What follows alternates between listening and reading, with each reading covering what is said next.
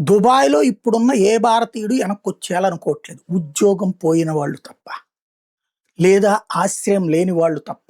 ఏది ఆ షేకులకు సంబంధించినటువంటి ఎడారుల్లో ఉండేటటువంటోళ్ళో, ఇంకోళ్ళో అక్కడ ఆస్తి వాళ్ళు కోల్పోతేనో అట్లాంటి చోట అవకాశం పోయేటటువంటోళ్ళు వెనక్కొచ్చేయాలనుకుంటున్నారు తప్పించి, మన వాళ్ళు ఉద్యోగాలు చేస్తున్నోళ్ళెవరు వెనక్కి రారు. ఎందుకంటే వీళ్ళకి వెల్ సెటిల్డ్ అక్కడ అపార్ట్‌మెంట్‌లో లేకపోతే సొంత ఇల్లో ఇట్లాంటివున్నాయి.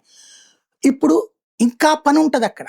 ఇప్పుడు 10,000 దిర్హామ్స్‌లు ఇస్తే రేపు 20,000, 30,000 దిర్హామ్‌లు ఇచ్చి తీసుకుంటారు. ఎందుకంటే దుబాయ్‌ని మొత్తాన్ని బూడిద ఎవడు చేయలేడు గదా! దుబాయ్ మొత్తాన్ని నాశనం ఎవడు చేయలేడు గదా! కొన్ని ఎదురు దెబ్బలుంటాయి.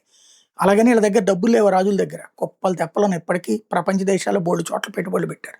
అవసరమైతే డబ్బులన్నీ తెచ్చి మళ్ళీ చేస్తారు. గతంలో 2 యుద్ధాలు ఎదుర్కొన్న దేశమే. కాకపోతే స్థిరంగా నిలబడ్డటువంటోడికి ఇప్పుడు కాస్త అవకాశాలు పెరుగుతాయి.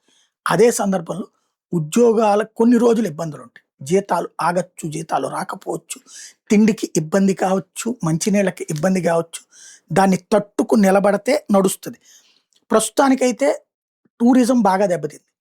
టూరిజం దాంట్లో పనిచేసేవాళ్ళు అంటే లైక్ షాపింగ్ మాల్స్‌లో పనిచేసేవాళ్ళు, హోటల్స్‌లో పనిచేసేటటువంటోళ్ళు ఇట్లాంటి వాళ్ళకి ఇబ్బందుంటుంది. ఎందుకంటే ఆ హోటల్ మెయింటైన్ చేయలేని పరిస్థితి. ఇప్పుడు అక్కడ చివరికి హోటల్‌లో ఇదివరకు ఉండేటటువంటి దిర్హామ్స్ 2,000 దాకా వసూలు చేసేవాళ్ళు గూడా ఇప్పుడు చాలా వరకు తగ్గిచ్చేసారు. ఎందుకంటే ఉండేవాళ్ళు లేక.